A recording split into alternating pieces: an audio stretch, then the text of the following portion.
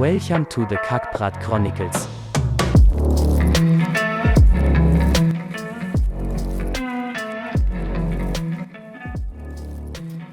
Today we've got a man with many names. Most of the local Adonians call him Boss John, but he's commonly known as John Allderman. So Mr. John Allderman, thank you very much for being on the Kackbrat Chronicles. Welcome. Yeah, thanks a lot, Philip. Very looking forward to it this time. Yeah, I'm also excited after having a bit of internet troubles and stuff. We back at it. So yeah, let's see how it goes. John, so I think let's get started. You are the tour manager and guide for the South African part of Blazing Trails. You run the African part of the company that started, if I'm correctly. That was started by Damon. Damon, how do you pronounce his surname? Is it Ianson? Ianson. Okay. So Damon started this company in Europe. Do you wanna just tell us a bit how your operation side works? What happens in Blazing Trails? From the start to finish, you get a tour booking. You got to first secure all the accommodation. Got to make sure that all the motorcycles are serviceable and in good nick, and all the brakes are good, and get all the new tires put on for the clients. Once you got all that done, the clients arrive. You pick them up at the airport, and you got to make sure that they safe and they get back to the UK safe at the end of the day. I mean, that's basically what it is in a nutshell. Okay, and then you guys. Sorry, you guys, so this is motorbike tours in South Africa and Lesotho, right?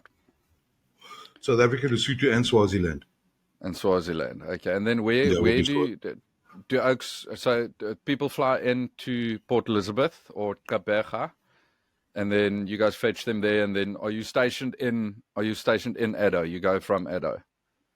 Yeah, the company is originally based in Mossel Bay. Damon lived in Mossel Bay for 5 years when he came across and started Blazing Trails Africa. And, you know, things went a little bit pear-shaped, and he had to go back to the UK. And because we were such good mates, he just said to me, he said, well, you know, will you take over the section of the company? And I said, great.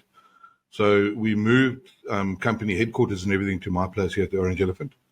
I've got enough storerooms and workshop space and that kind of stuff. And most of our tours operate out of Addo. There's one tour that operates out of Johannesburg, so we've got to make sure all the bikes get trailered up. And then they're also taken up by bike courier and that kind of stuff. We leave from Johannesburg on that tour, which we'll obviously get into later, and that finishes in Johannesburg again. So on that tour, which is called the Northern South Africa tour, the clients fly into Johannesburg and fly back out of Johannesburg. Otherwise, the clients fly into either Johannesburg or Cape Town, which are two major international airports that service Port Elizabeth. And then I pick them up from PE Airport.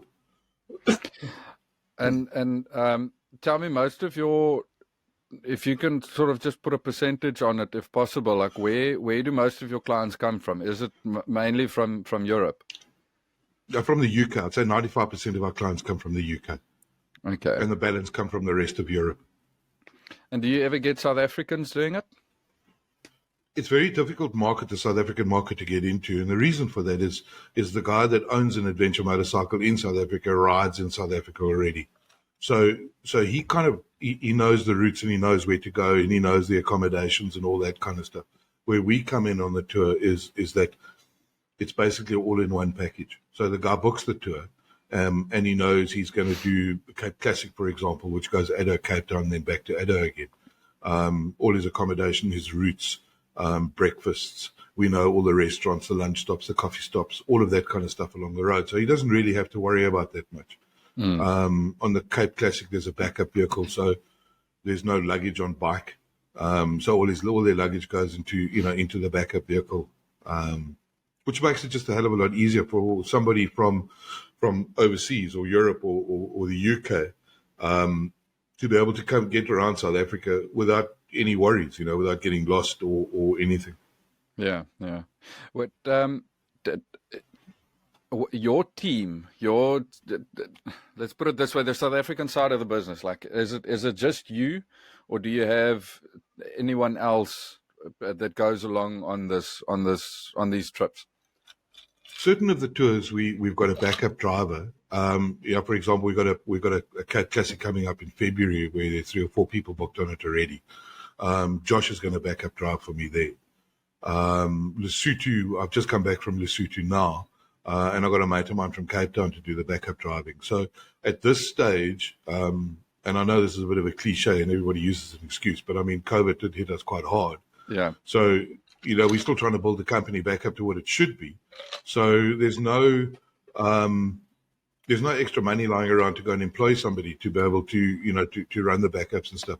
So, I mean, in the UK, it's Damon on his own. So he does the Indian tours and the Romanian tours.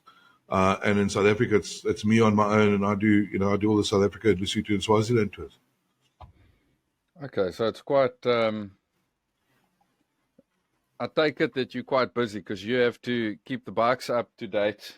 Like you said, do all the servicing, do all the tires and all of that. Do you do all of that in house? Do you do it yourself? The only servicing of the Suzukis we use, because we've got the DL 650s that we use in our fleet. They go down to a guy in Mossel Bay who's one of the top class Suzuki mechanics that I've ever met. So it's a bit of a schlep, but we do take them down to him. Damon originally bought the motorcycles from him, so I mean he knows them backwards. BMWs we take into a servicing agent in Port Elizabeth. I mean, I could do the servicing and stuff myself. However, not being a qualified motorcycle mechanic, I'd on the very off chance that something happens, I would rather have it done by a qualified motorcycle mechanic. The minor things, tire replacements and stuff like that, we use a company in PE called Neptune.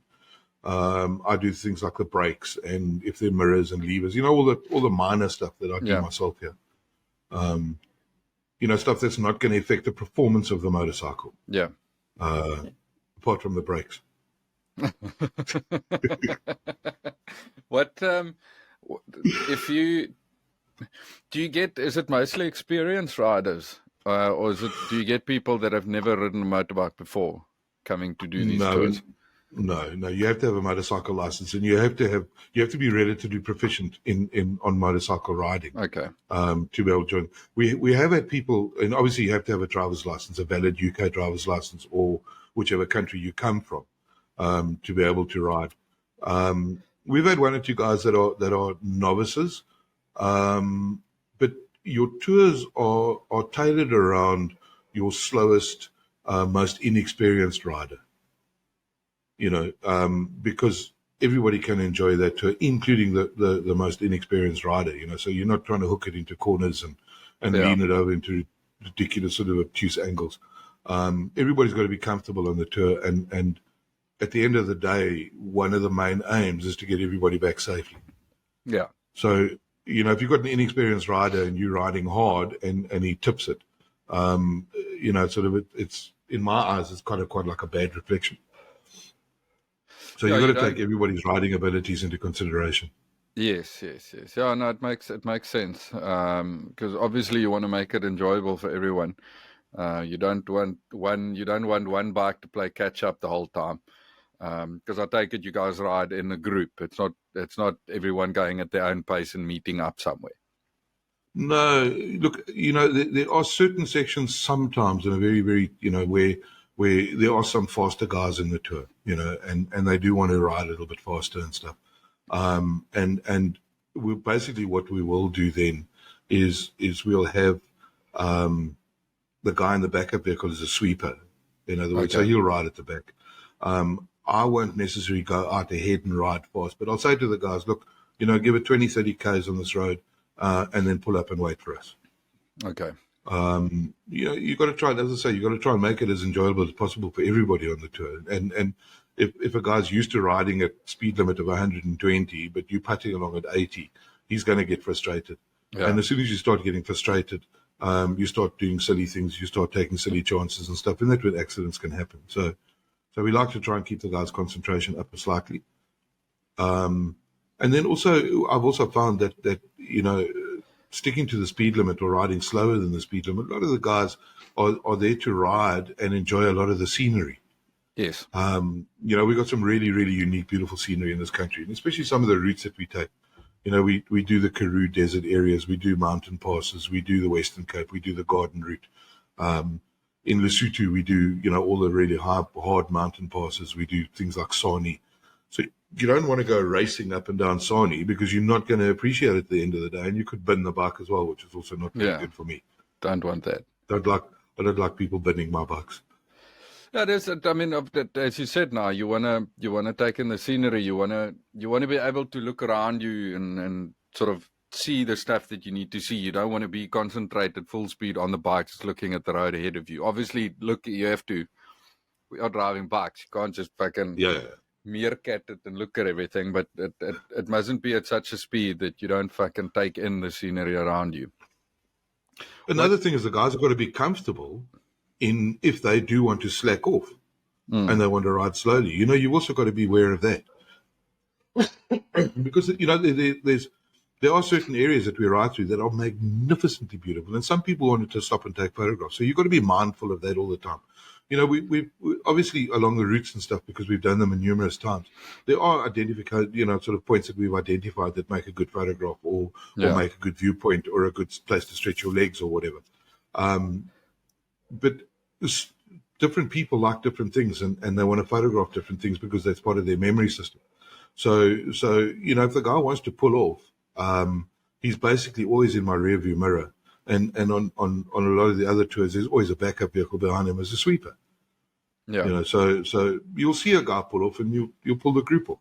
So people can get their photographs. I mean, it's not a race. The longest distance we do, for example, in the Classic is about 420 odd kilometers, which is a bit of a pull on a bike, but it's a good first day, and you break the back of the tour on the first day. Yeah. And the second, third and fourth days are sort of, between 180 and 250 kilometers. And you've got all day to do it in. It's the tours are 90% about riding motorcycle in a beautiful country. The other 10% is the accommodation and the meals and the stopping places and that kind of stuff. What we quickly touched on the bikes. What bikes do you guys use? We've got 4 DL650s, the Suzuki's, which is a V-twin. Probably one of the most underrated dual sport motorcycles there are. And then we use 800 GS's, BMWs, 700 BMW GS. And then one of the staff bikes is a 1200 BMW. We do have other options of renting in, obviously at an extra cost of renting, and things like the new GS750 or the GS850 or the 1250. There are a couple of 1200s around that you can rent in, but I mean that is quite a big extra cost. And then also your insurance deposits, because don't forget we can't get standard insurance on the motorcycles. So the guys pay a deposit, a refundable deposit, get back from the tour within 3 days if there's nothing wrong with the motorcycle, then it gets paid back to them. But also we don't charge things like extras like tires and those kind of things. That's all included on the daily motorcycle price. Some of the guys charge you 350 Rand a day for tires, for example. It gets a bit silly, but I mean, that's their business model, and that's the way they model their business. So, I mean, you can't judge them and say to them it's wrong or right. We don't do that. You're basically your tires, we make sure your tires are good for that tour. And we also fall under the UK standards. We don't fall under South African standards on things like tires, brake pads, all of those kind of things, because our major insurance companies in the UK. So we've what we call fully bonded. So in other words, if a guy books a flight, he books his flight and the tour is cancelled, we've got fully bonded insurance that we can pay his money back to him. He doesn't lose his money or his deposit or anything. Do you guys have, when you're on tour, how do you communicate with each other? Have you got like something in the helmet, or is it just cell phones and whatnot? No. Look, they're very limited amount of people that can get inside my helmet with me. Okay. And I do limit them. All right. For example, Eric Clapton's one of them that I do let in every now and again. Okay. Makes sense.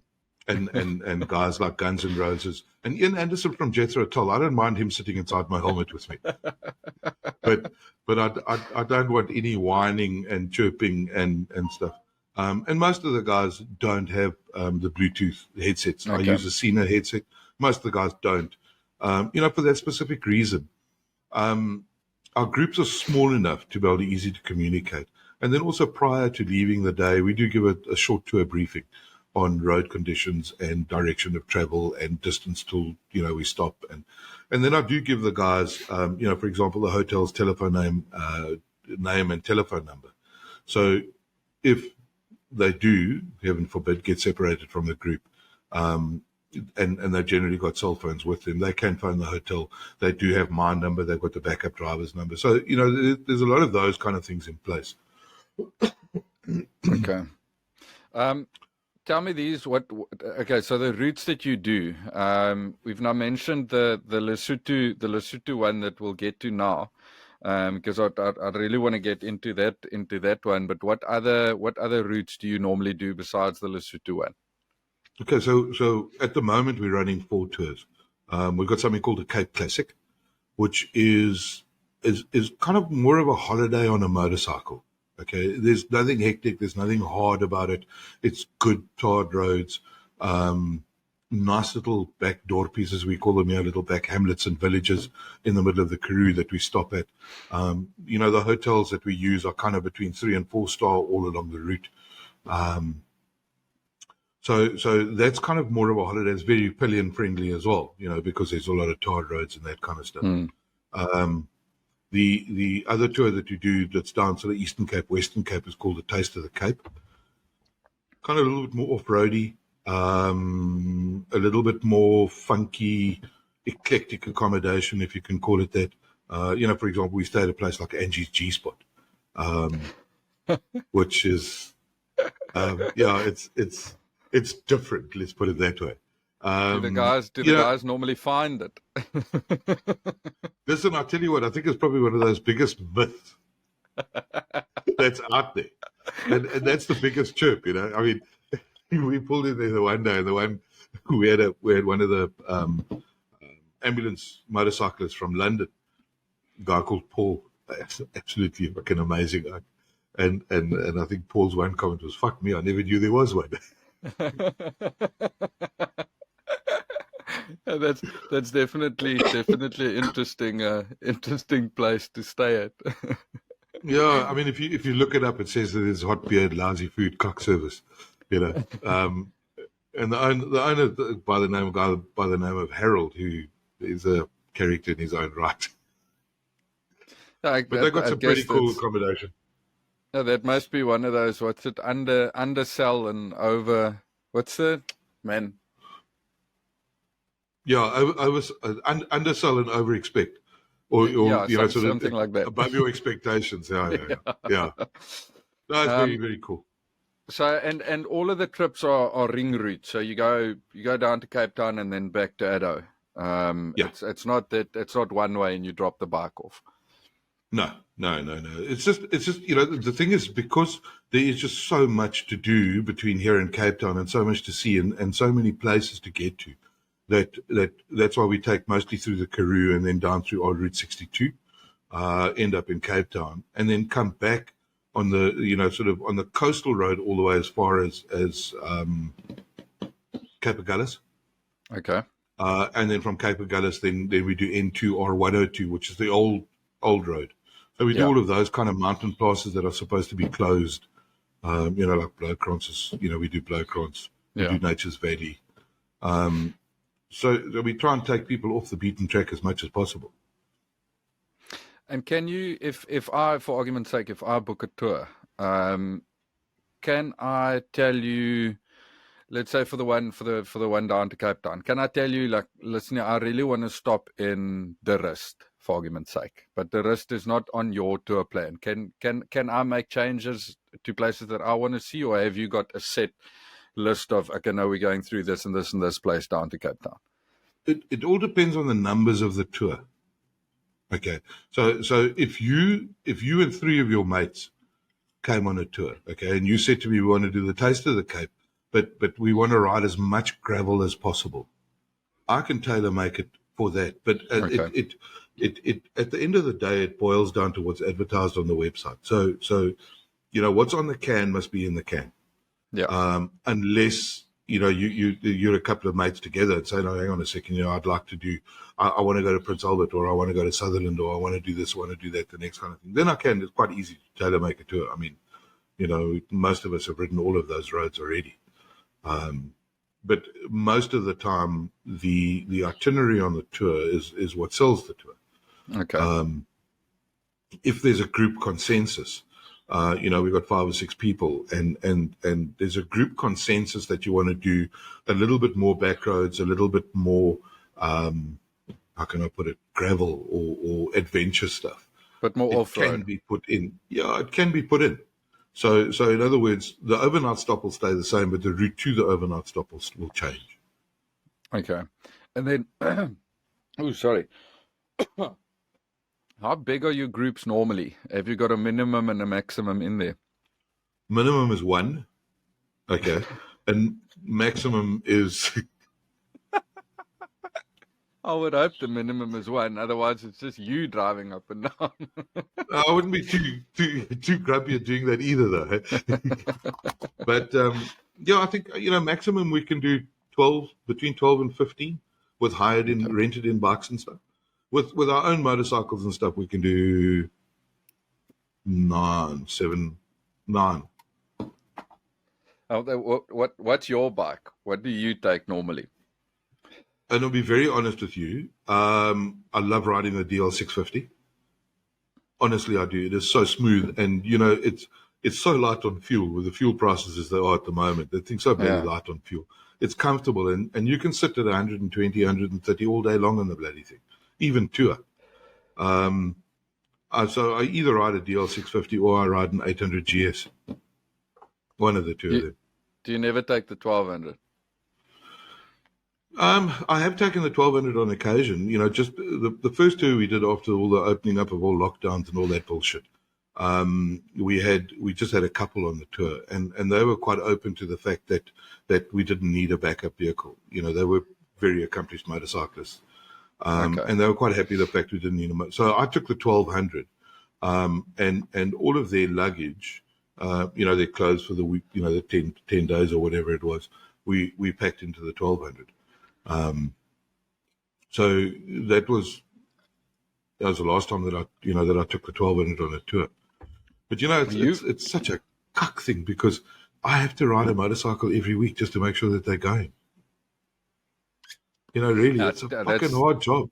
That's very terrible. That's really... It's fucking hard work.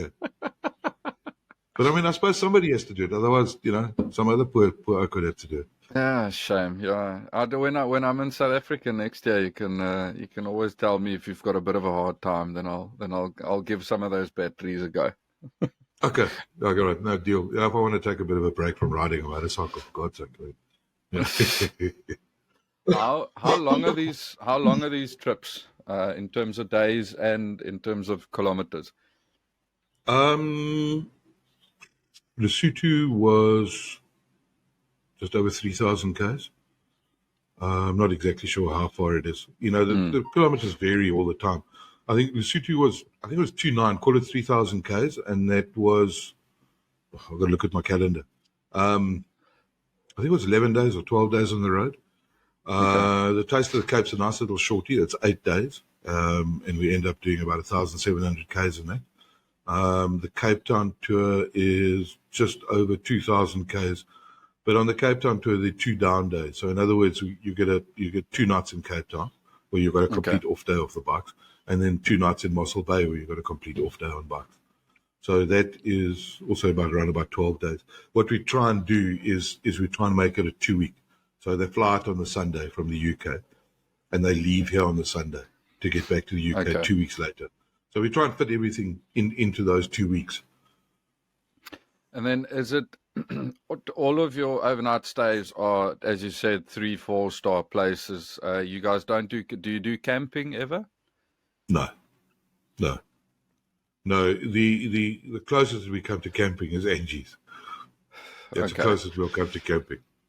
Is it just because you don't want to haul fucking tents and stuff with you? Basically, tents are a ball ache, man.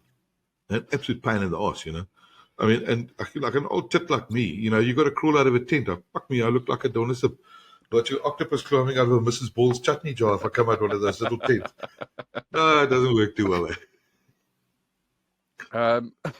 Yeah, no, I must say, I'm not so big on camping myself. I'd also rather pay a bit more and fucking sleep in a bed. I'm not too keen on sleeping on the floor.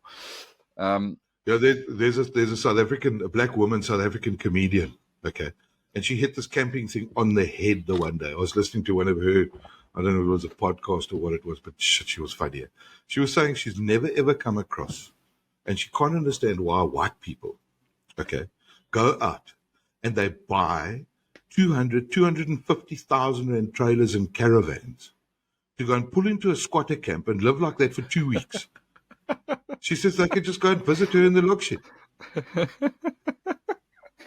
So I must say that's always been my route as well. And I do get, I'm not putting any shade on people that like camping. I just want to blow my nose, sorry. I'm not putting any shade on people that like camping. I do understand it. And I must say, me coming from the Karoo, I'd go and sleep out in the veld for a night and make a big fire and have a few drinks and sort of do that thing. But I'm not staying there for a week. I wanna have a proper sleep. I wanna have a proper shower, and I wanna use a proper toilet.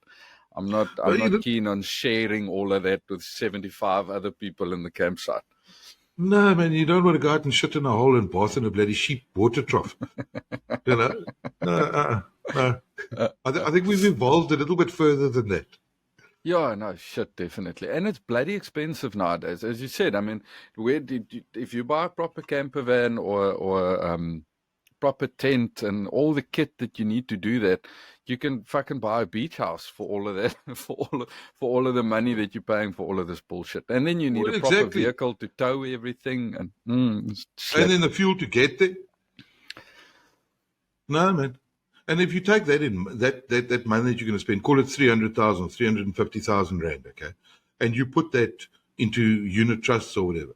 The interest from that will probably pay for your bloody holiday and B&Bs up and down the coast. Yeah. But, I mean, I've got a mate in PE who fucking sometimes camps in his own back garden because he likes it so much. I can't understand it, but anyway, that's his jewel. And he loves it. So, I mean, there are a hell of a lot of people out there that really do enjoy that kind of thing. I'm just not one of them. No, even me. No, I do get it. I think I do get it that people want to get away from the luxuries in life, but I'm not one of them. John, tell me. So you just came back from this the trip that you said up to Lesotho. What's the route, if you want to just roll through the main route that you take to get there and to get back, and then we can go into a bit more specifics. But what's the main ring route that you just take to Lesotho and back? Okay, so from Addo to Hogsback. So in other words, we go up the eastern side of Lesotho first. So in South Africa, we go Addo to Hogsback, Hogsback to Maclear, and then Maclear to Underberg is a short little hop, and then from Underberg we go up Sani, which is it's the well-known Sani Pass. That's him. You got to do it. It's a bucket list thing, absolute bucket list. And I mean, if anybody doesn't know what Sani Pass is, Google is your chomi, is your friend. Yeah. I promise you. It's something you have to do sometime in your life. We just really blessed that I've done it 4 times now. Oh, cheers. I've done it. 4 times now. Cheers. I'm going to pour myself a drink quickly. I don't want to cheers with the empty one. Yeah, well, don't be shy. Yeah, so, and then... Sani, sorry, I just want to interrupt you. Sani is probably one of the most...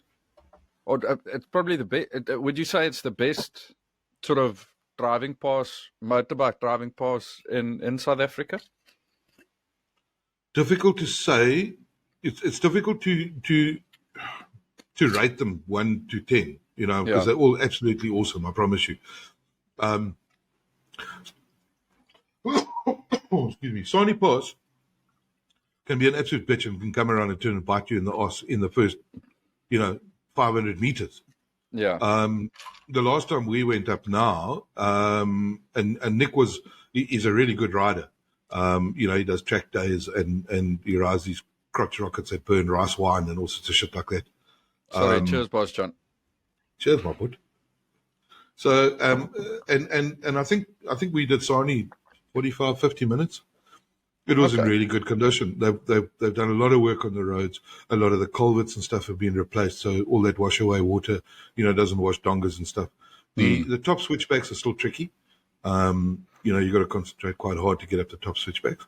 And it does throw a curveball at you every now and again. I mean, probably 50 meters into Sani, we went across a knee-deep river crossing, which was ice cold, properly ice cold. But the surface is good, so we could do that. Then, you do like Swartberg Pass, for example. It's got its own unique beauty to it. So the road conditions are pretty good. But it's got unique views. It's got those Karoo mountain views, whereas Sani's got those high Drakensberg peak views, and Prince Albert Pass is got its own uniqueness. So I wouldn't necessarily turn around and say that Sani is number one or whatever the case was. Sani is on your bucket list. It should be. Yeah. Okay. Because it's iconic. It really is iconic. I think you're climbing 1,200 meters in the space of 15 Ks, 16 Ks. So it's steep. As I say, the top switchbacks and stuff, when you start really getting to the top of the mountain, they can be tricky. But, you ride along Sani Pass and it's fairly mundane and quite easy and stuff like that. And all of a sudden you look in front of you and there's a sheer wall of rock face of mountain.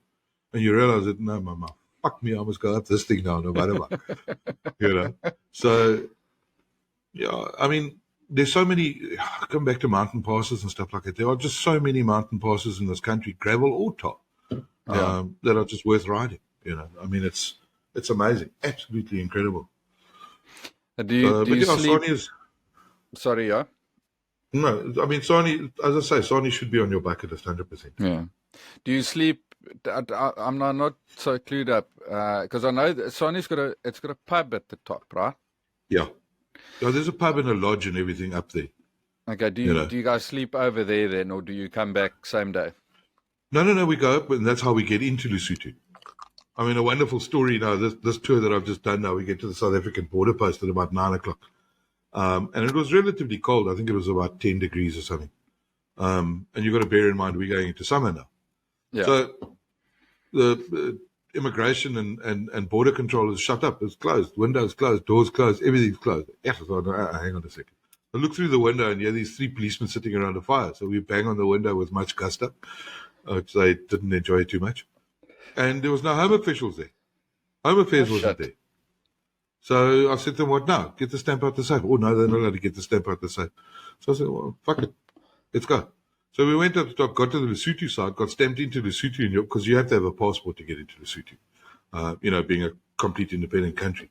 Yeah. So, and the woman behind the counter in Lesotho, says, well, where's your South African stamps? I said, no, Home Affairs is still sleeping. They're not at work yet. Hey. We didn't have too much shit. But I mean, we stop at Sani Top for a beer and things. But we found a guest house in a little town called Mokotlong, I think they pronounce it, or something.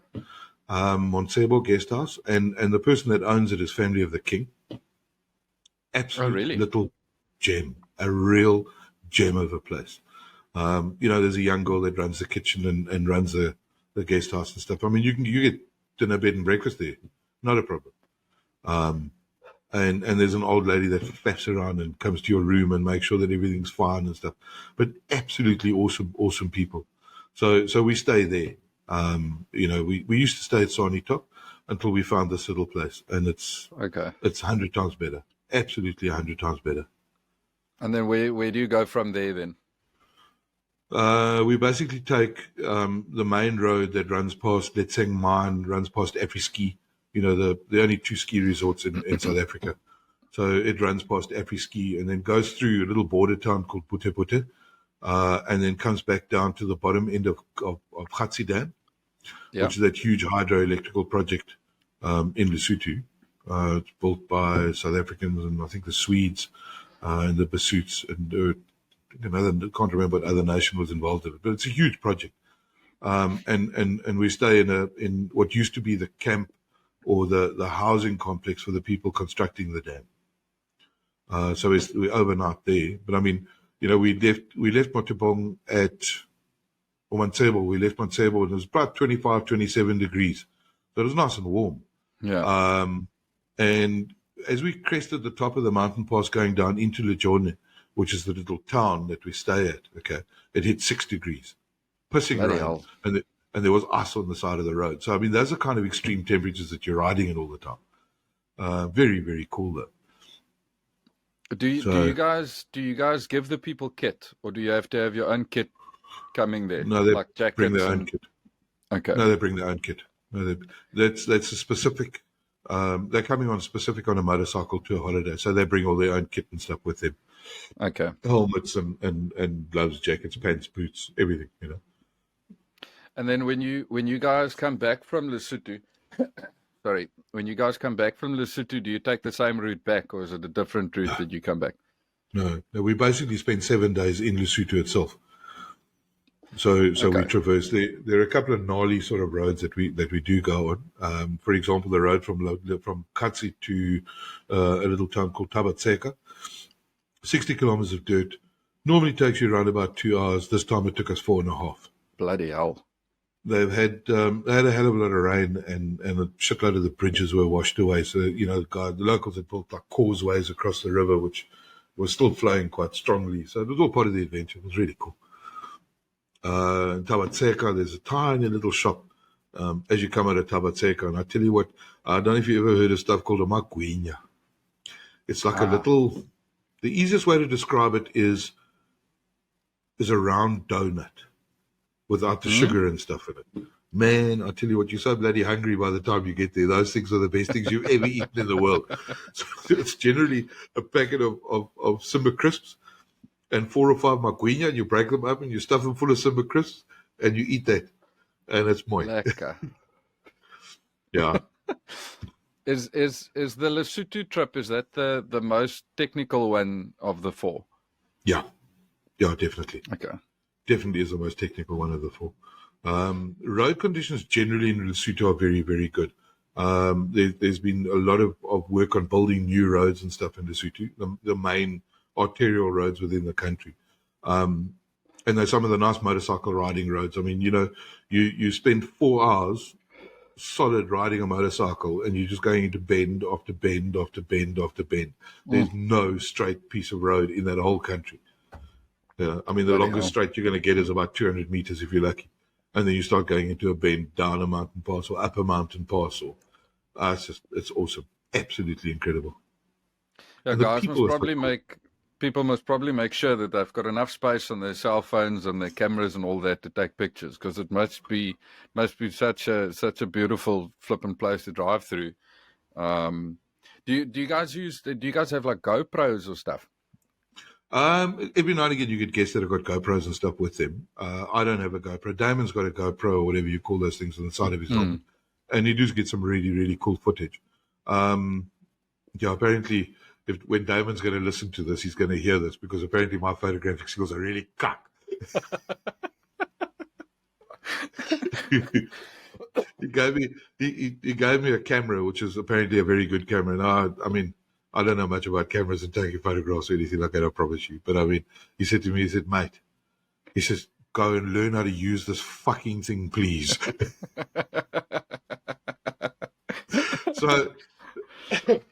So I mean, he's an ex photojournalist, motorcycle photojournalist.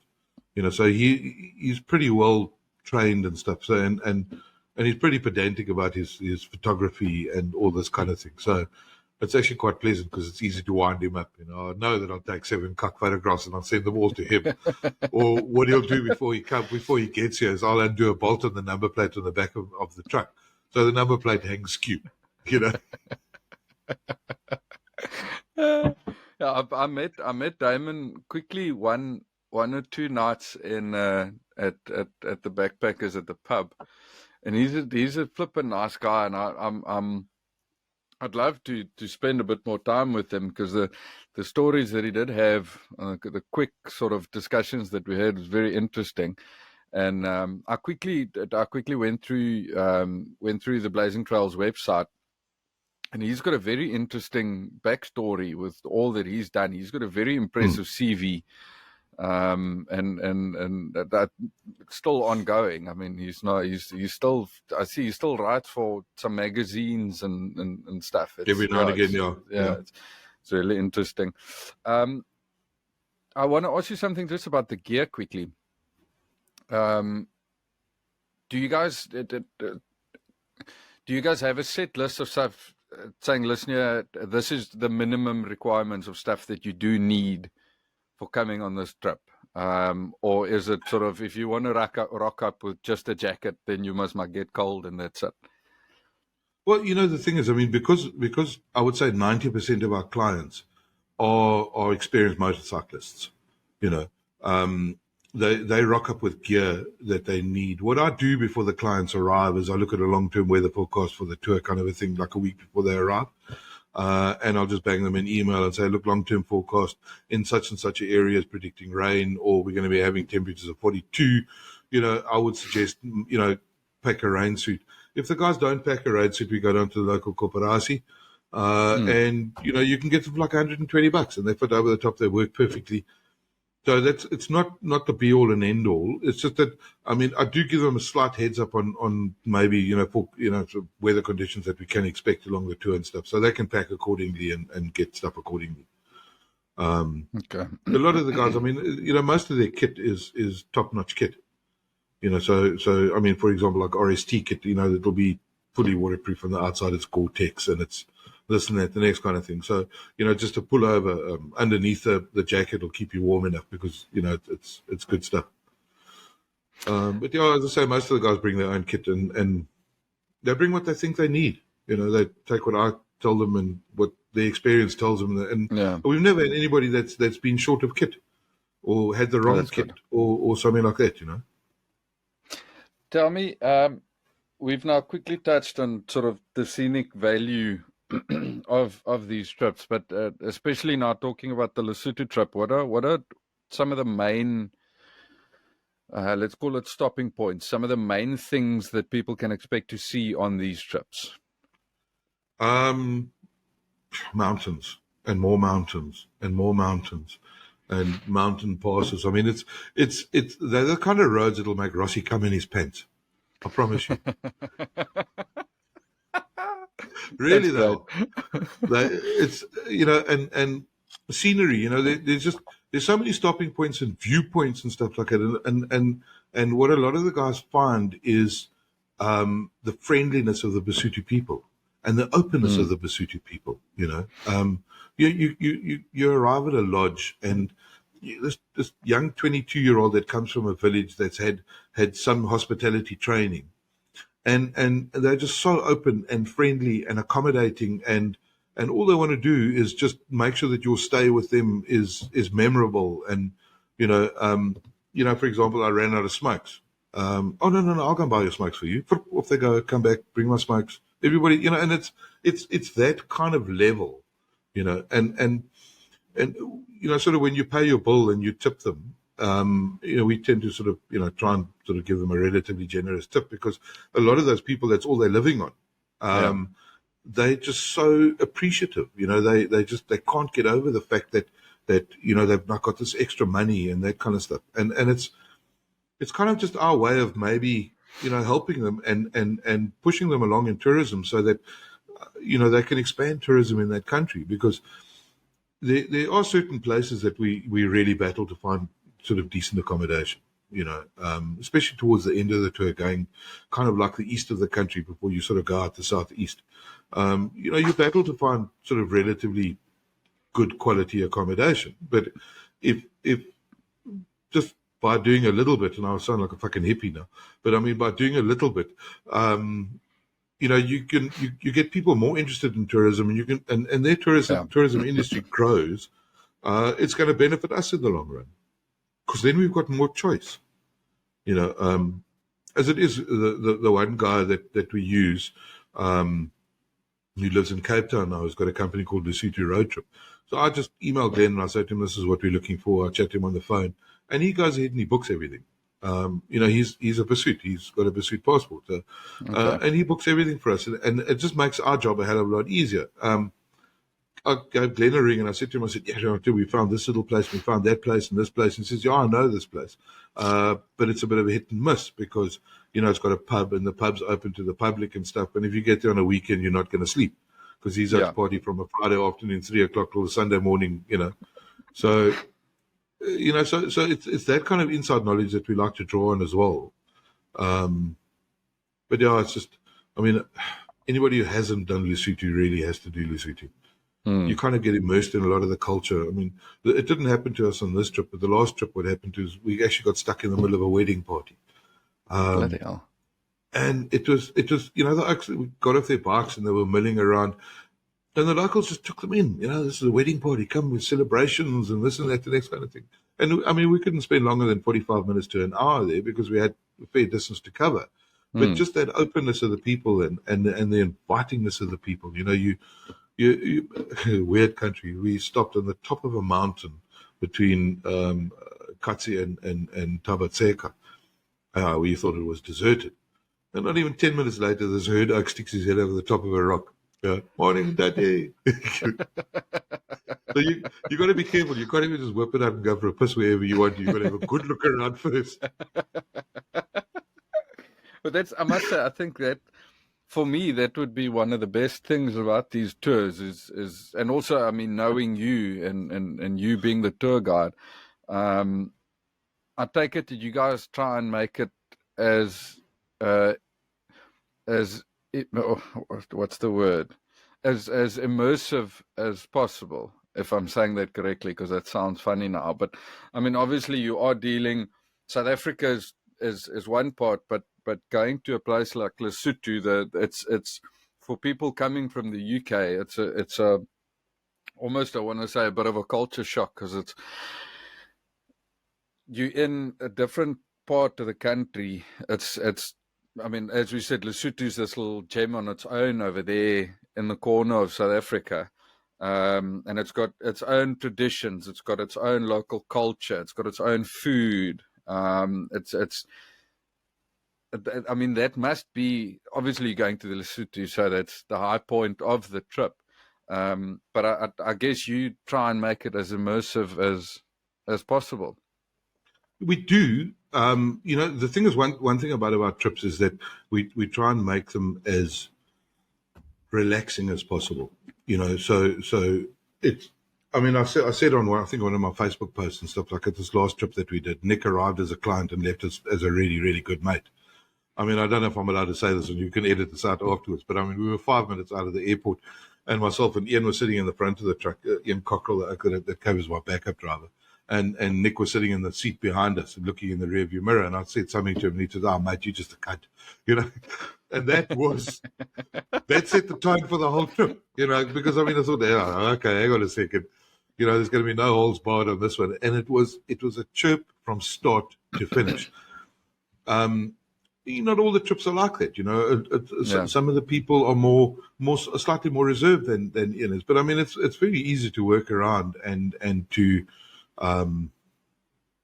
work around people and find out what their interests are and make sure that you tailor it so that people enjoy it. At the end of the day, when they go home, you know, they must turn around and say, "Fuck me, I want to do that again." Yeah. And that's what it's all about, you know. Yeah, a lot of coughing in this bloody episode. Yeah. Now, I've got the sniffles, and it's so bloody fucking cold here. When I checked, Facebook gave me memories or something yesterday has come up as a notification that last year this time we had snow already here in Ottringham, and I'm definitely feeling the cold here because I've got this little heater running full steam and it's not making a fucking difference in this room. Well, just to really piss you off, you know, we're sitting in Adelaide, we're sitting at 42 degrees at the moment. No shit, I think I'm sitting. We're not even in summer yet. Yeah, it's not even summer yet. You know, we well into I was actually thinking. I told my wife Alison.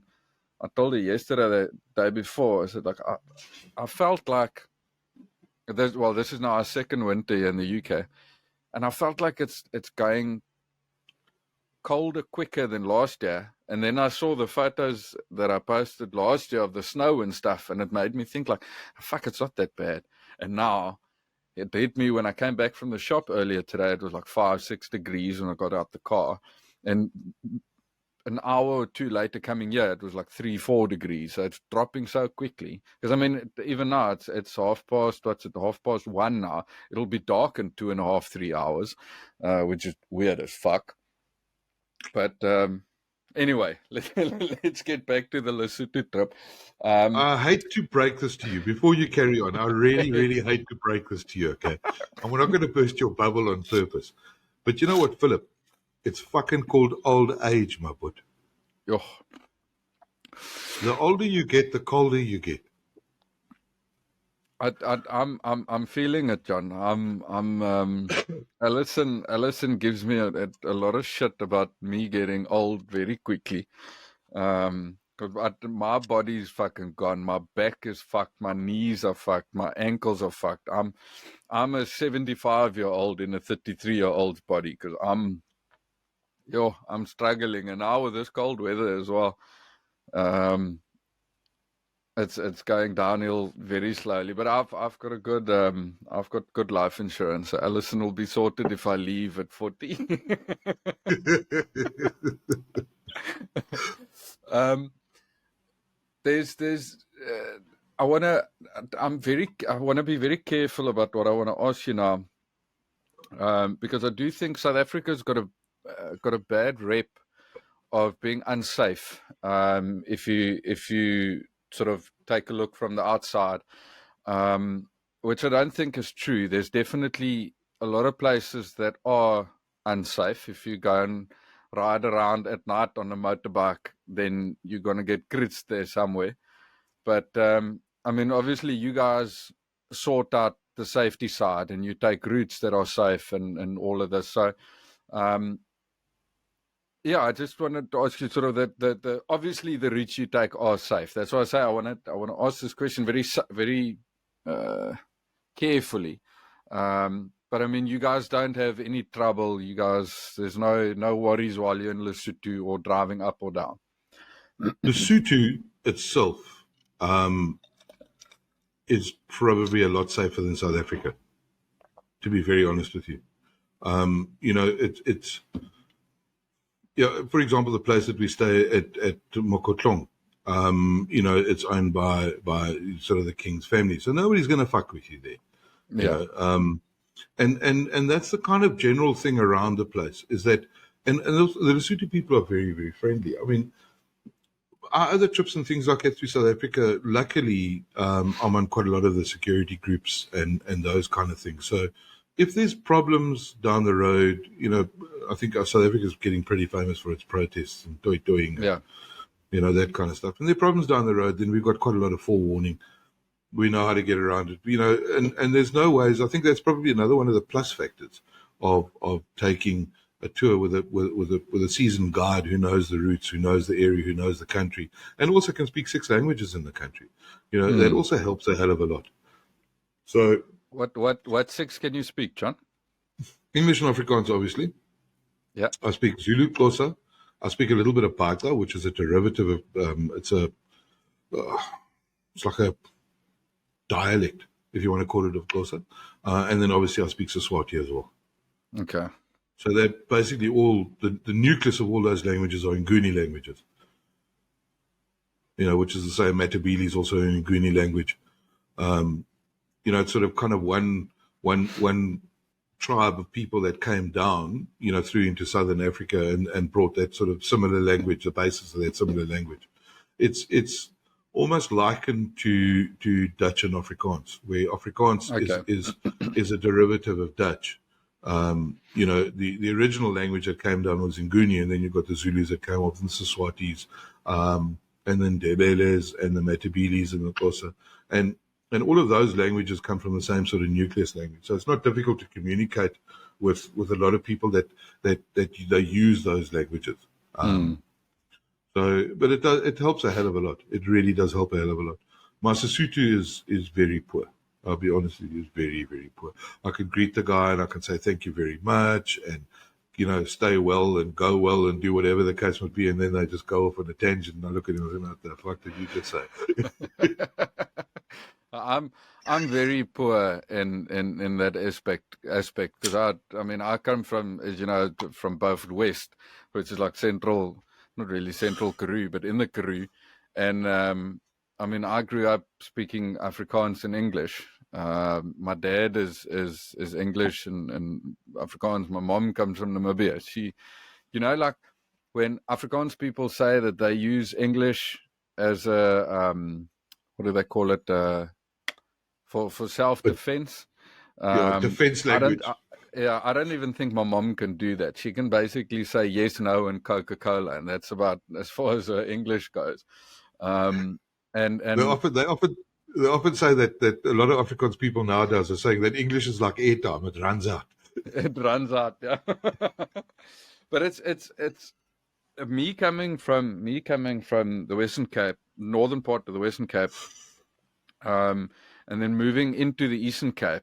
That's got a lot of these, call it black languages or whatever, indigenous South African languages. I didn't grow up with it. I mean, you guys grew up with those. Josh can speak it. You can speak it. Half of my friends in the Eastern Cape can speak one or two local languages. I can basically say hello and how's it going, and that's it. A few swear words and tele and whatnot. Because that even the colored and the black people where I come from speak Afrikaans. They are I never, me working in agriculture, Beaufort West, Victoria West, Loxton, that area, back, it might have changed, but 10, 12 years back when I was there, everyone just speaks Afrikaans. There's relatively not a lot of black people, mostly coloreds. I don't know if you can say colored still. I don't know if that's a PC term, but like in South Africa you still can. Colored. No, yeah, you can. But yeah, it was definitely an eye-opening experience for me going to the Eastern Cape and farming there, where I had, out of a team of 5, I had one person that could understand Afrikaans. The rest were all black people from up north and didn't speak English, bit of English, didn't speak any Afrikaans. And I had to sort of get by. So I know what a cow is, and I know what a tractor is, and I can say it when I get there in the morning. I can say, hello guys, how's it going? And that's basically it. Other you have to fuck up people here this way, that way, and just get on the tele. That's as far as my as my language goes in that area. It definitely helped. I've been around with Josh, your son, enough to know that he's quite proficient in Xhosa, and I can't even say Xhosa as like as you get Xhosa. Is that correct? Xhosa. Now I've got a few friends that fucking hell, if they speak the language and you close your eyes, they don't sound white because they've got that.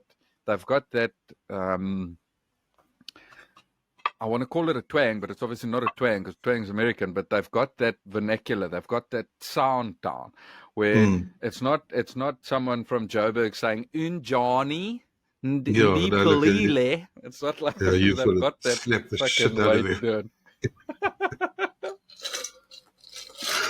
to It's basically, if you're speaking the language, you speak it with a local accent.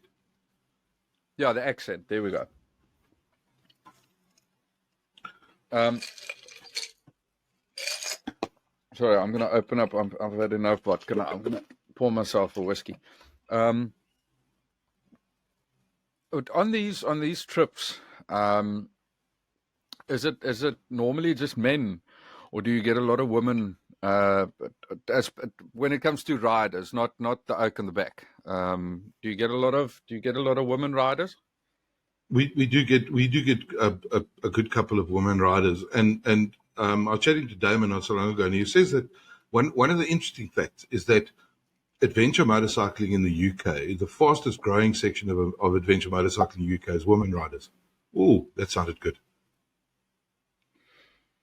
Smells nice.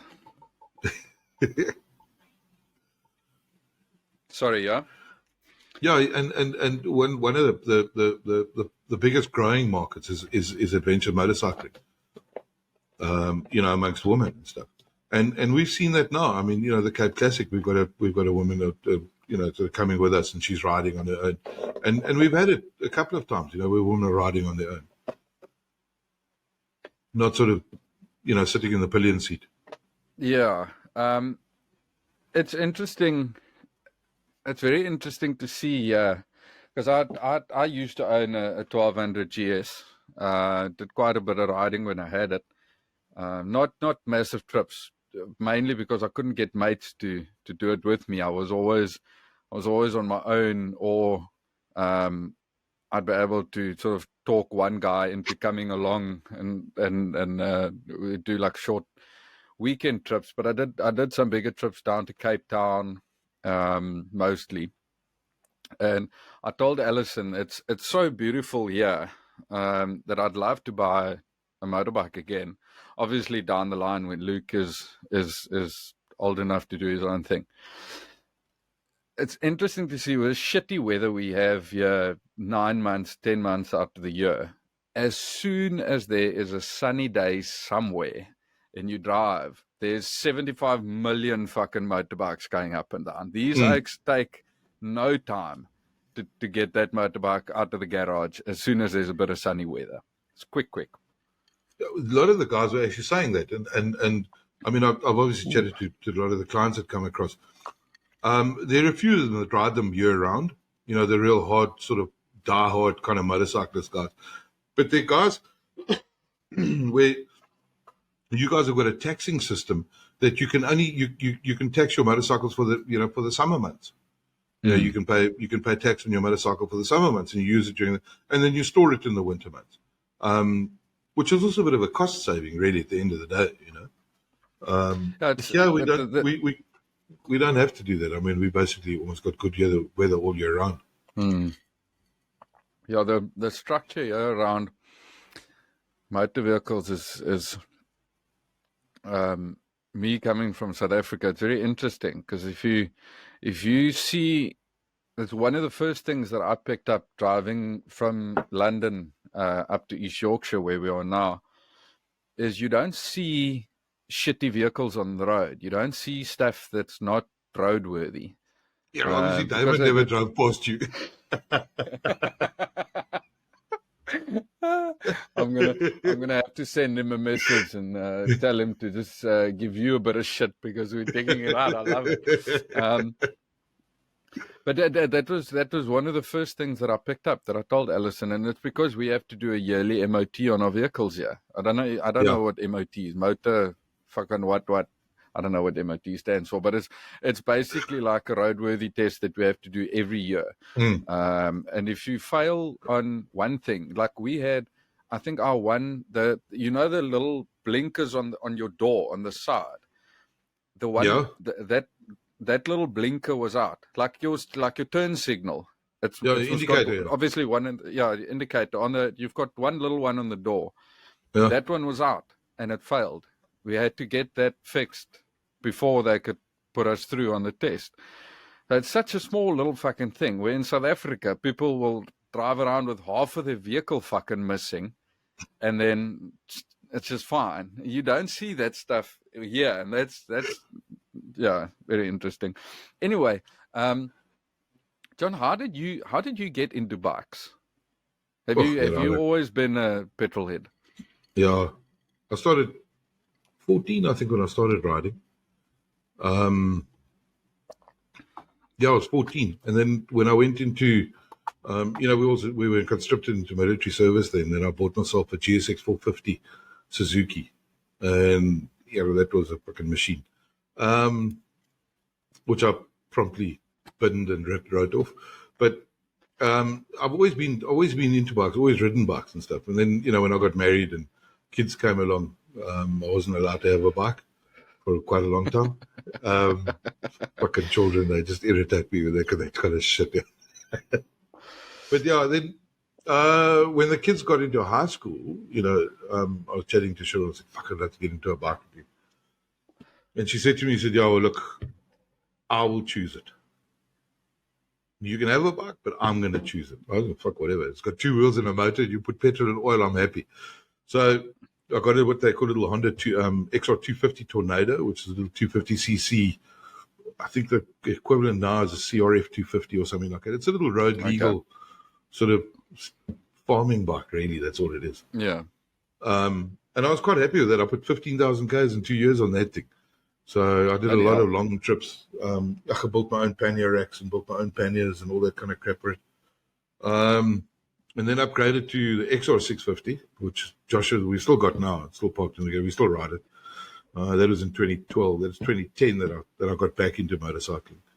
And then 2014, is what did I have then? In between, while I was farming, I had XR200Rs, KDX 200s, IT 175s, KX 250s, all sort of basically off-road bikes, really. She didn't really worry about an off-road bike. Going on the road was the biggest issue. Yeah. If she'd only known what you got up to on those off-road bikes, she would probably had a different thought about it. And then, 2014, I got myself a 1,000 Varadero Honda. Man, I think I got it on 35 or 40,000 Ks. When I sold it, it was on 90,000 Ks, and that was 2 years later. So I put lots of kilos onto it. And then I got a 1200 GS Adventure. And then I bought an 800 GS Adventure. I don't know whether I'm allowed to say this on your podcast, but yeah, it's the biggest lot of cock that I ever bought. I had it for 4 months. I've had a lot of mixed reviews about the 800s. The 800 Adventure is shit, in my opinion, though. Okay, the 800 Adventure, it's fucking heavy, and it's got the same motor that the standard 800 has got. The 800 standard is awesome. That genuinely is awesome. When I bought the 1200, I was looking at the 800 and I was looking at the 1200 because those were the two. I obviously bought secondhand. They were standing in both West and like secondhand car dealer shops, and I called a mate of mine who's an avid biker, and he told me don't fuck around with the 800 because he says if you're driving with Oaks, if you're riding with Oaks with smaller engines, you'll be fine. But as soon as you go with Oaks with bigger engines, you're going to be left behind because it doesn't have the power to pull its weight. That's why I, at the end of the day, bought the 1200, which I was very happy with. I had lots of fun with that bike. But yeah, I think with all of this, it's horses for courses. It depends on what you want to do with it and where you want to go with it, and it's all fun. At the end of the day. Well, the thing is, I mean, it's the whole thing for me, and it's also going to sound pretty cliche, is just getting out there and just being out on a motorcycle. You get all the smells, you get the cold, you get the heat, you get wet when it rains. You get all the sounds, you get everything. When you're sitting in a car, you're sitting in a cocoon because generally all your windows are closed. Your air conditioner's on. You got a huge filter and all sorts of shit. So you get nothing from the outside world coming in. You're riding along on a motorcycle and you can smell the fynbos on a really hot day. You can smell the rain coming off the tar. And to me, that's what it's all about. It's actually a means of transport that you actually immersed into what's going on around you. Whereas in a car, you're not. You're cocooned away from all of that, And I think that's one of the things. That's one of the things that makes. There's a hell of a chopper going over here. I'm always stressed because we ride on the East Coast, pointing towards fucking Putin. I'm always scared that it's Putin driving around up in the sky. Yeah. Anyway, me and you had a quick chat when you came back from Lesotho, and you mentioned about the cold water and all of that, and I think that's what what makes a trip as well. If you 4, 5, 6 people on a trip, and it's going through that cold water, everyone has to do it. You're not driving in a car looking down going, oh, that water must be cold. You're driving through it. Your feet are feeling it. You've got your jacket.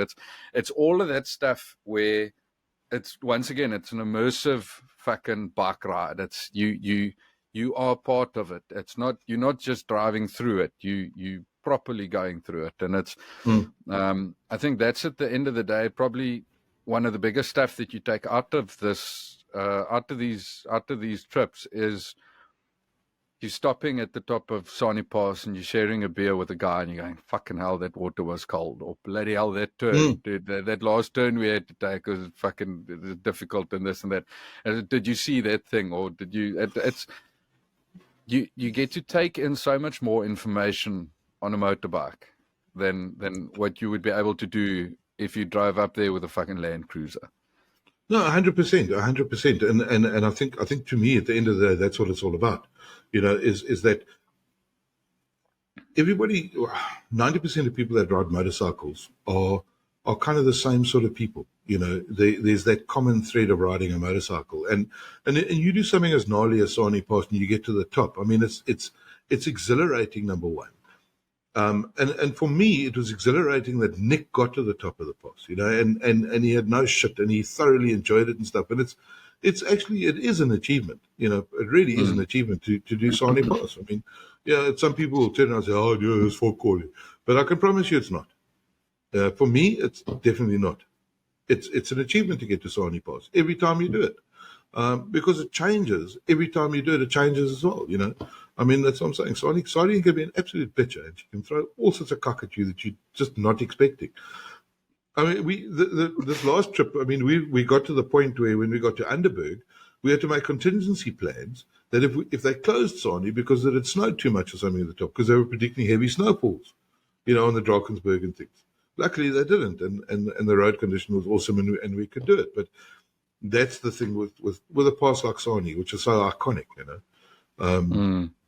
Yeah, and as I said to you, I mean, we both got fucking cold, Nick and myself got cold, and we both got hot, and we both got tired. Part of the experience. Well, that's the whole thing, that's the most important thing. Is it's the experience, I suppose, second to riding a motorcycle, but you don't get the experience if you don't ride the motorcycle. If you know what I'm getting at. Yeah, no, definitely. So, John, tell me, you've got a nickname. I don't know if it's just in the biking community, but I've not been in conversation with you where anyone's used this nickname, but I came across it one day, and I really want to know if you can give me a bit of an idea what this nickname is and where it comes from. You're talking about a nickname called the Droll. Yeah. or the Turd. The Turd, yeah. Look, that all started when I got my first bike. I used to have a dog, a Jack Russell, okay? And this thing was as naughty as all shit, all right? And I often used to call it, when it was a puppy, I'd go, fuck's sake, you naughty shit. And eventually the dog started answering to the word shit. Thought it was its name. Okay. So I thought to myself, well, what can I mean? I'll call the dog shit, And apparently Caitlin had a word with Cheryl in those days and said to her, that's not a good idea. Caitlin came to me after chatting to Cheryl and said to me, Dad, you can't call your dog a rude word because I like your dog and I also want to talk to it. So the dog became Turd. Okay.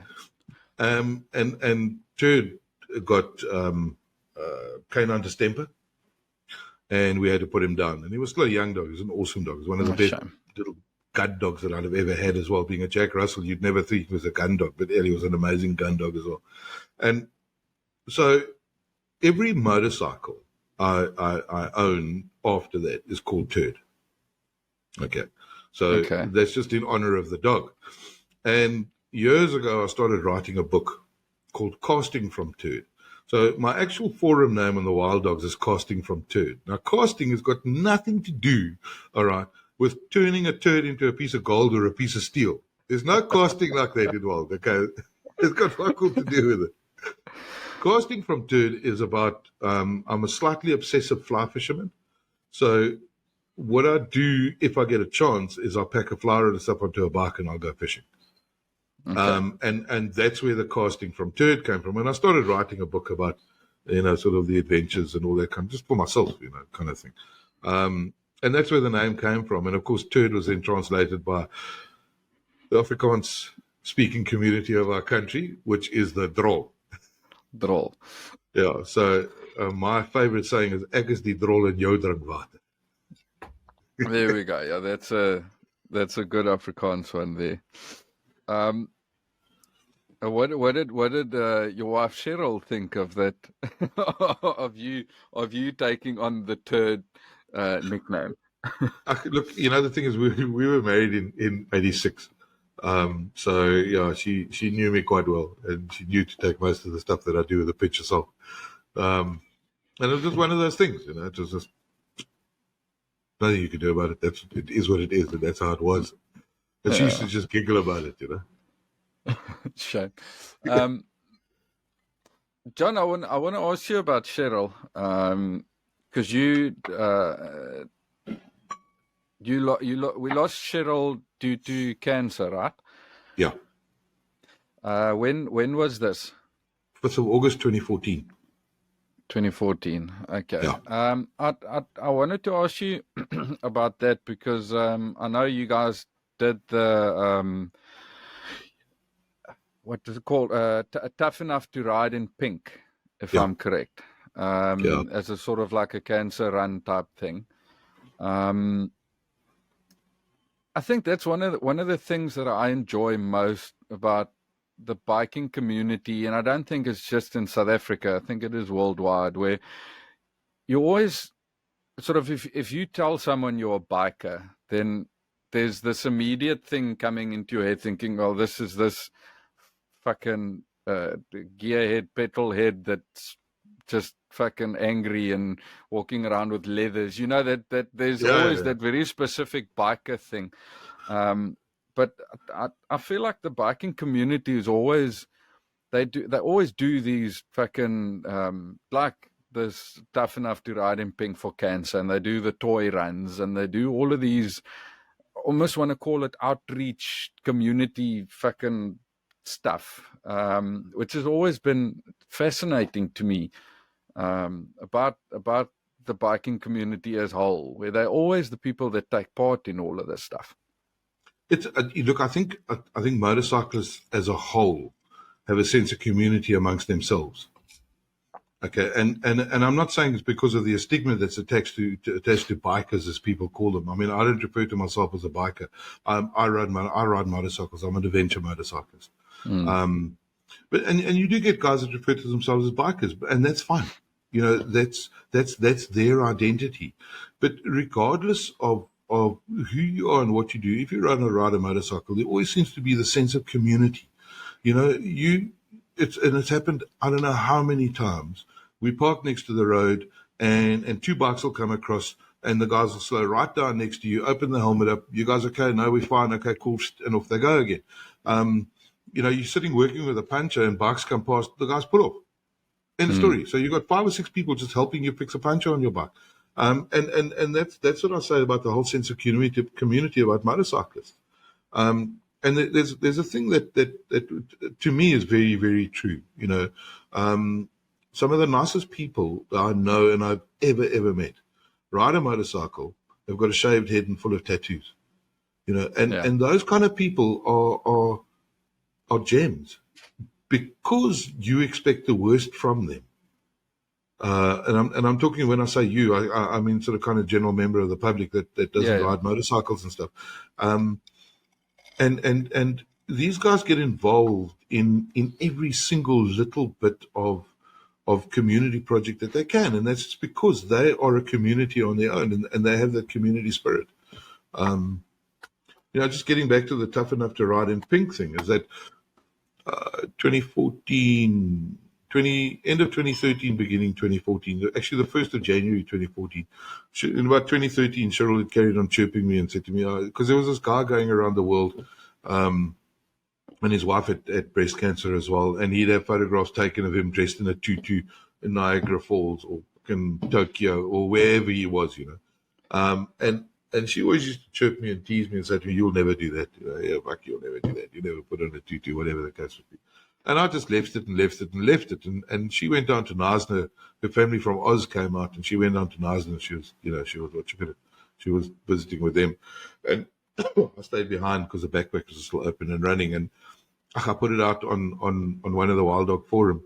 And, I said to him, "Look, I'm quite keen on doing a pink tutu ride." And I think there were 10 or 12 acts that clubbed together. I said, "Right, we're going to do this thing."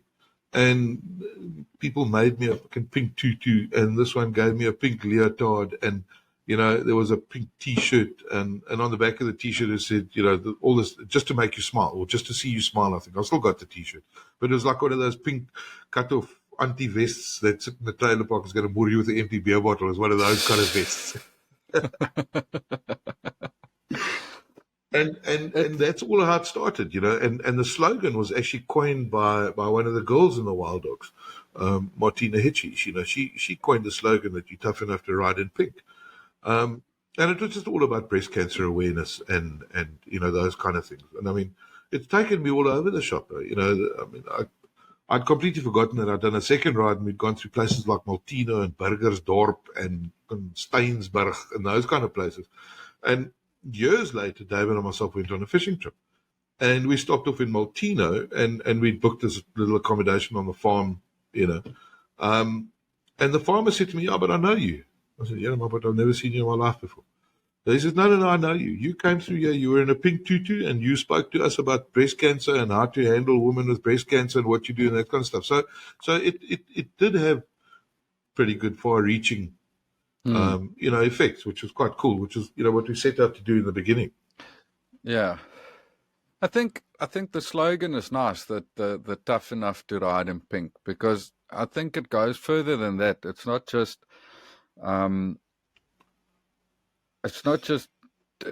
being able to be tough enough to ride in pink, but I think obviously going through cancer is not a joke for anyone. It's you're fighting for your life in any case, and for a partner to, I don't want to say partake, but to sort of just show that bit of backing to be tough enough to ride in pink, I think means a lot. And I want to ask you about that, living with someone with cancer, because cancer is a very general thing nowadays. I mean, my mom also had breast cancer. My grandmother died of cancer. My wife's mother died of cancer. It's a very prevalent thing nowadays, and I think I want to ask your perspective on it, because it at the end of the day must be difficult living with cancer. As the partner, what I found worked for me, okay, is that you always have to remember that you're not the one suffering. As much as it sometimes feels that you're the one that are taking the strain and you're the one that's really suffering and stuff like that, you aren't. I promise you're not. And as if people can just realize that all people that and I'll just speak from my experience now, people that have got cancer and are fighting cancer and stuff like that, all they want is normality. Yeah. So don't go around and pamper them unnecessarily. Certain of the drugs do certain things, and like, for example, you get sore feet and stuff like that. Yeah, sit and rub your feet. That's not pampering unnecessary, But don't make out like they're sick. They know they're sick. You know they're sick. They don't need reminding that they're sick. Carry on with normality. If you want to go out at night, say to, like I often used to say to Cheryl, just you feel like going out for a meal tonight. It's no, I'm just really not up to it. Cool. But the choice is there. The invite is there. It's normality that is there. And if you can, you've got to keep your sense of humor about things too. Make a joke. Like when Cheryl went through her first lot of chemo and stuff, she lost all her hair. Fuck me, she had less hair than I did. You know, and I used to tease her about it. You know, and it just, it makes light of it because she then realizes, or I like to think she then realizes, fuck all she can do about losing her hair. She used to walk around proudly with a bald head. Yeah. You know, she didn't wear wigs and all that kind of stuff. If it was like really cold, she'd wear a bandana or a beanie or something like that because, you know, us two oaks with no fucking hairs, we get used to it. The skin gets a bit tougher than that. But, you know, they kind of, as I said, I mean, you know, the best advice I would give somebody, make it into normal. You know, just be normal. Carry on with normality. And don't get sucked in by other people's negativity. Don't get sucked in by other people's lack of knowledge on things. Oh, God, how many times we were given fucking remedies that are going to cure cancer, and you must do this because it's got fucking some bullshit story about you got too much acid, so you must now drink alkaline. And horse cuck, man. In my opinion, it's all horseshit. Cancer is cancer. You've got it. Yeah. You know, and it's how you deal with it. And the more positive that you as a partner can be, the more positive the person who's got cancer that can be, the better chance they've got of what you call it. I mean, the first time Cheryl got cancer was 2007. And, you know, obviously that was a huge shock to the system. But both her and I, she was an incredibly strong woman. And both her and I sort of sat down and said, you know what, there's no time for this negative shit. You know, nobody's going to lie down in a corner and go and fucking die. Because what? People are going to feel sorry for you? And what's that going to help you? At the end of the day, you know what I mean? Oh, shame, this and that. Fuck off with your shame. Act normal. You know, if you want to invite them around for a glass of wine, invite them around for a glass of wine because they're a mate of yours. Not because you feel sorry that they've got cancer. You know, so you just carry on as normal. I think there's a big sort of mental thing with cancer. And I've like I said, I went through it with my mom. And I've got a very good friend, Mersini, that went through it now as well, and I'm following her life on Instagram, and she's got a very positive thing to it, where she's sort of coping with this whole thing with very extravagant clothes, and it's that if you mentally sort of positive, then it's I'm not going to say positive experience, but then you just make it not doomy and gloomy. It's not negative. It's not negative. I think my mom, if I can remember correctly, as soon as she started losing hair, she just cut it all off because she said cancer's not taking that from her. I think the first morning that she woke up and she had hair on a pillow, she said, fuck that. I'm cutting my hair off because I'm doing it on my terms. Yeah. I'm not losing it because of cancer. I'm cutting it off. And that's already that little bit of positivity. And it is, I think it plays a big role, as you said, being a partner, living with someone with cancer, is that you don't now go and sit and think, fucking bullshit. You obviously, there's a big role on you. You went through it. And as you said correctly now, is you just do it the way you do it normally. Don't make the people think that they are sick. They are sick. We know they're sick. Fucking deal with it and sort of make the best of it. It's interesting that the mental side of it for me is very interesting. Yeah, the whole thing. It was light. He's got no tobacco here, and I've run out of smokes. You must not smoking this fucking juicy vape. No man should smell like fucking cookies and cream. It's bullshit. They say that's a modern day problem. Back in the day, you used to walk around a corner and smell cigar smoke or cigarette smoke. Now you walk around in a city or town or whatever, and you smell donuts, and you get hungry, and then you walk around and there's just a fucking guy vape pen, and then you just left wanting donuts. No, it's cock. It's absolute shit. But anyway. Oh, John, let's take a quick break because I really need to take a piss, and then you can sort yourself some smokes out. Yeah, now we can do that. I thought there's just one or two things that I want to just chat about on or just say on the whole cancer thing. You know, because it is actually quite passionate for me, to deal with it and talk with it, because I know a lot of people have gone through it. And I think the most important thing is that, especially, I just look at my family and my kids and stuff, is that we grew incredibly close due to it. And I got so much love and respect for my children, the way they handled it. Basically, we nursed Cheryl till the end. Okay. And myself and my kids did it. We refused to put her in a home. She was not going to go into a hospice. It was her home. And why take them out of that? Why put them in a strange place where strangers are going to do it? That's just, some people might differ. Some people will do it differently. 100% they'll do it differently. But that was just such a huge bonding experience. And a lot of people don't seem to understand the kind of bond that us as a family have. And it's just through that, you go through diversity, that kind of diversity and stuff like that. And it either makes you or breaks you, and it made us. It made us the family unit that we are now. I mean, so don't be scared of, what I'm saying to people is, don't be scared of getting your kids involved. You can't protect them forever from it. And my kids were sort of late teens, early 20s, which obviously is a lot different. I mean, if you've got small kids, it's going to be completely different. Yeah. But they also need to understand.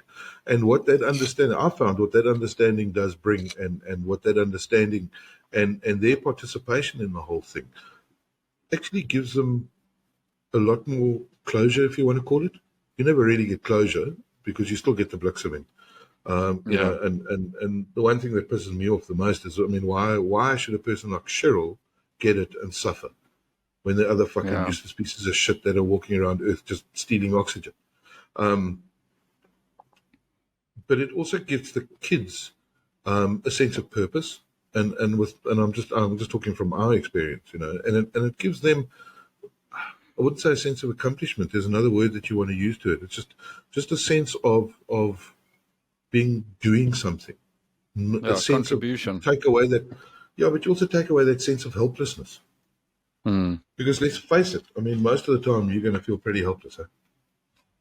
I promise you, whoever goes through that, you as the surviving partner or whatever, you're going to feel pretty helpless, because there really is fuck all you can do about it. Yeah. So it does take away that almost sense of helplessness for the kids and stuff, How did you, Anyway.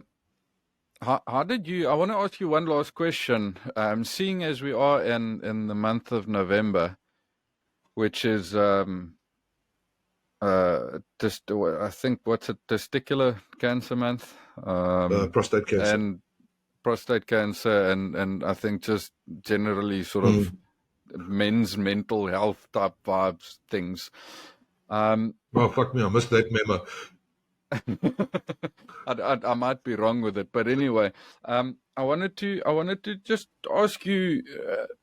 I mean, us as men tend to shy away from talking about this type of stuff, just because you've got to be the tough one. You've got to be the one that's holding it all together. You need to just shut up and deal with it, and push all your feelings down and just fucking get on with it. How did you? Because obviously, I'm not in your shoes. I don't know, but I mean, I could just think that it's tough losing your life partner.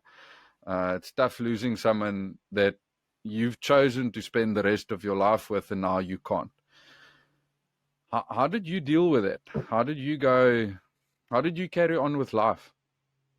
It was fucking difficult for me. I'll be very, very honest with you, because Cheryl was, when she was sick, was basically my entire focus, and my whole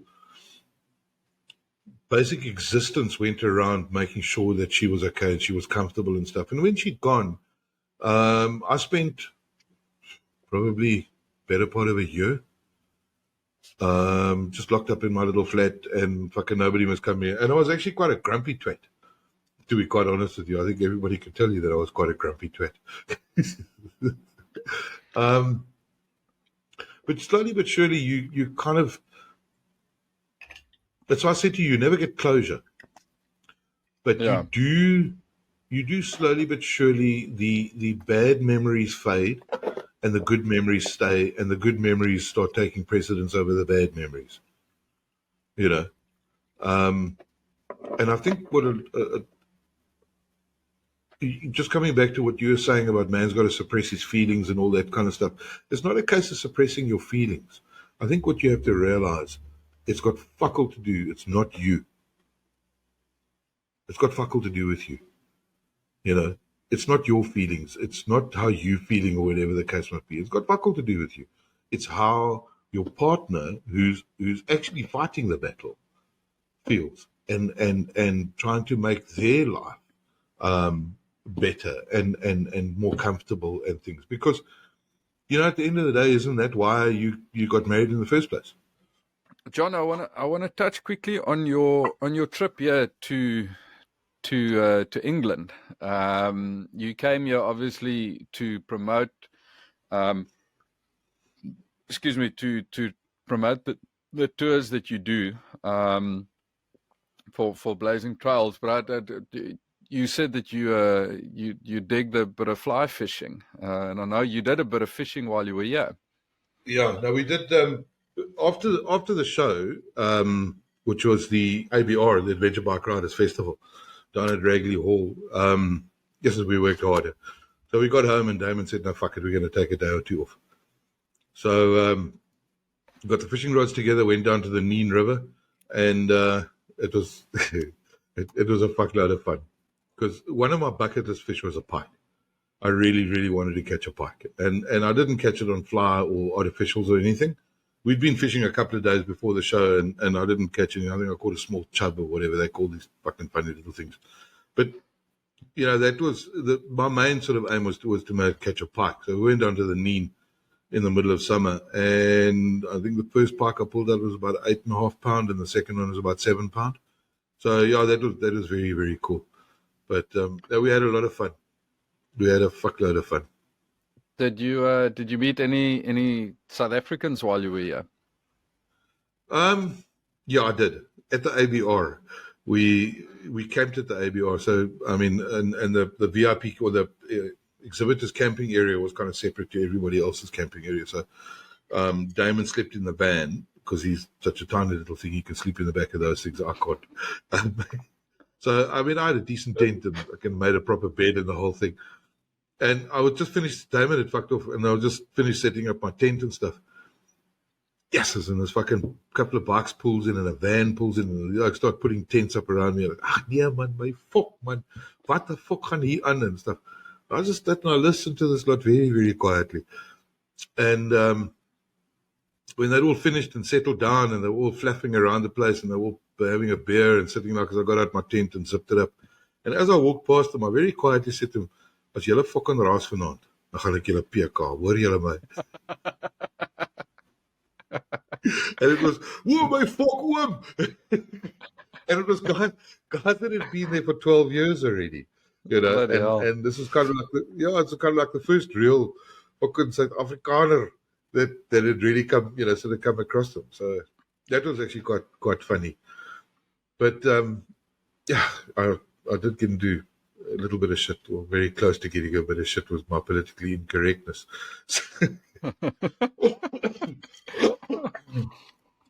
Went into Tesco. It was about 2 days after I got them, and we went down to Tesco to go and buy a couple of things. And fucking money's money, man. You know. So stuff that I bought was, I think, like £1.50 or £2 or something like that. And I gave this chick a £10 note. She said, "It's only £2." So I said, "Well, that's all I've got." So I gave her a £10 note. She gave me this handful of fucking coins. So I said to her, "Jesus, why are you giving me all the shrapnel?" So she quizzically looked at me and said, "Shrapnel?" So I said, "No, fuck, back home we put the shit into pipe bombs." And apparently that was just not the right thing to say. And then there are quite a few black folk, you know, so obviously walking around the place. And we went on to Peterborough to go to, two tourist things I did. I went fishing and I went to Peterborough Cathedral.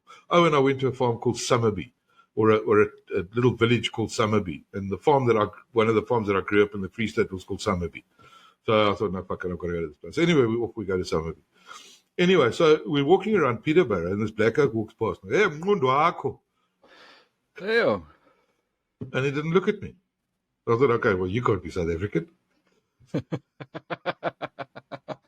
The next time walks past me, I go, hey, Nango Umtu. And fucking no reaction. So, no, well, fuck, you can't be South African. I didn't find one South African black oak there. Well, not one that actually answered to my call, because there were all sorts of derogatory terms being thrown around the place just to see whether the oaks would react or not. But no, nobody. We were in York about a month or two ago. York is about an hour's drive here from us, and it was just after. It might have been a bit long. It might have been 2 months. It was just after the Queen had died. So we went through to York, and we wanted to go to the Minster there, or the church, or whatever you call it, as it's one of the biggest ones in the UK. It's a massive. You cannot explain to someone how big it is. It's tremendous. And unfortunately, we couldn't go in because the Queen had died. They closed the place down. So you could basically just go in to pay your respects. You could quickly go in, light a candle, and then fuck off. So we were stood outside, and there was thousands and thousands of people in this crowd. I mean, you had to wade through people to get there. And we're standing there, and I'm speaking Afrikaans. I'm telling my wife how intricate of a build this church is. How it's such an amazing thing to see. I mean, you can't explain it to someone. It's this massive thing, but it's built so precisely, and the doors and the towers, and it's so amazing. And but now we're talking Afrikaans, which is nice because we've got this little secret language going on. Because as far as I'm concerned, I can say what I want when I'm speaking Afrikaans, because who the hell is going to fucking understand me? Yeah. And as I'm explaining this, and I'm going on sort of, because this church was built in I think the early 800s or something. And I'm telling my wife, it would have been amazing to see, while in England they had the sort of skills to build this type of thing, while back in South Africa people were still hunting with bows and arrows and running around with little springbok loincloths and stuff. And this woman comes out of the crowd, walking past us, going, "Fok het maar is lekker om bietjie Afrikaans te hoor hierso." And I immediately just fucking turned red in the face, and I start backtracking, thinking, what the fuck did I say now? I don't want to get in trouble, but it's amazing how many South Africans are here. You get, if you go into the city, which is Hull here by us, there's a shitload of people on like a rugby weekend. You'll see a shitload of people walking around with Springbok rugby shirts and stuff. It's crazy. The world has become a very small place. I didn't come across a lot of. No, it has. I mean, we were sort of based in a tiny little place called Oundle, which is near Peterborough, and it's a tiny. I mean, fuck it. We on the way in from the airport, David stops there, and there's a little plaque there. It was granted its market license in 906. And I said to him, "No man, fuck, they've left the one out here. It must be 1906. It's not a fuck 906." And I mean, fuck, that's like how many thousands of years older than our country. Yeah, it's crazy. But I mean, it was. I didn't come across any South Africans in Oundle or Peterborough. The only place I really saw South Africans was at the ABR. We've got. I must say, it's been interesting for me being here, because you don't get the culture shock in terms of. I've got lots of friends that have worked in Asia. Where you get this massive culture shock, where the food's different, the culture is different, every single thing is different. Us coming here, and especially because I'm in agriculture, I mean, farming is farming, doesn't really matter where you go. And the people that farm, Yeah, and the people that farm tend to be the same type of people. Doesn't matter where on earth they are.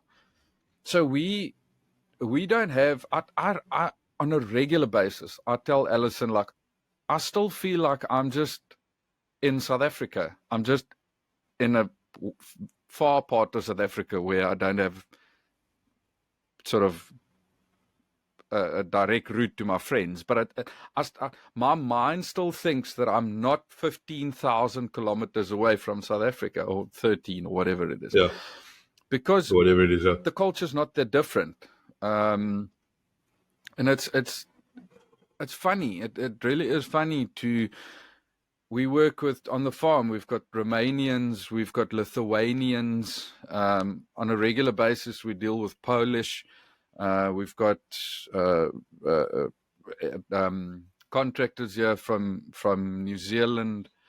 You deal with such a sort of worldwide community here. It's very interesting.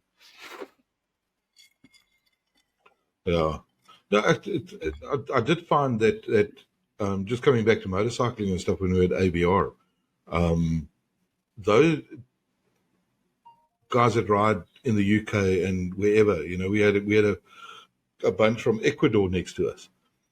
And they also have a motorcycling, touring company and things like that. And your kind of train of thought and the way of thinking and that whole sort of scenario, there's no real difference. Everybody's got an opinion on a motorcycle. Everybody's got an opinion on gear. Everybody's got an opinion on a route. So all of that kind of stuff, there's no real difference between the people. And that's a common thread. And I'm sure that you get that in agriculture as well, where farming is farming is farming, and a farmer's a farmer, I think I might be completely wrong, but I feel like because South Africa is so out of the way, we're so fucking far south, we're so far from the Americas, far from Europe, far from fucking anything, that we tend to live in a little cocoon. You guys that are in the industry of like the backpackers and everything, you guys see a lot of foreign people coming through. So I think it is a bit different for you, but for me in farming, I work with people that are there. I don't. Yeah, foreign for you was an oak from Joburg. Exactly. Foreign for me was an oak from fucking 500 kilometers away. And now I'm dealing, as I said, now I'm working with the Romanians. And me and the one couple, the Romanian couple here, we have drinks every now and again, and we work closely together. So these are the oaks that I have conversations with every day, and it's so interesting to see that we basically, they're a bit younger than I am. It was so interesting to see that we grew up so far from each other, but we're basically the same people. There's not a lot of difference. They still fucking did the same stuff that we did when we were young. It's just, the world has become a very fucking small place. No, it has, properly. Listen, John, I think I'm going to give you a minute. Just tell people where they can go to book tours and to see what you guys are doing, all your websites and Facebook pages and all of that. Yeah, basically website is blazingtrails.world. Facebook page, Blazing Trails Tours. You'll see the official Blazing Trails. I'm not allowed to post photographs on there because apparently I'm a cock photographer. But I do get around that. I take cock photographs and then I tag Blazing Trails webpage on our Facebook page. So I do get around that because I'm not an admin, so I'm not allowed to do anything on the page. Grumpy little twat. But anyway. That's good. Yeah, you'll see on the website, you can go to the tour itineraries, that kind of thing. You'll see exactly where we do tours to. There's also short sort of narrations of the tour and then obviously longer written parts of the tour. If you come to South Africa, you'll be assured that I will meet you at the airport. I will take you on tour. I will take you back to the airport. We don't send minions. We don't have minions to send, but we don't send minions out.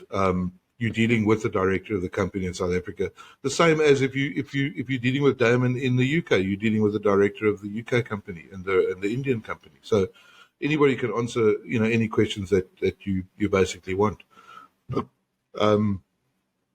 That's about it, really, at the end of the day. And it's a passion, and I fucking love taking people and showing them my country.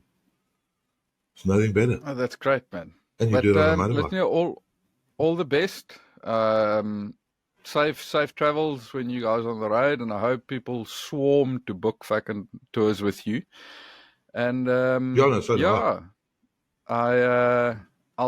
hit you up when I'm in South Africa. Maybe we must do a quick tour somewhere. I'm not that kind of guy. Boss John, this has been a hell of an amount of fun. Thanks for taking the time out of your very busy schedule to have a chat with me. Oh, Moria. After that little Chinese tit ate the bat. I've got all the time in the fucking world. I really appreciate it, Philip. It's been really awesome. Thank you. I really enjoyed that. It was good. Covered a lot of ground as well. It's a pleasure. Cheers, John. All right. Go well.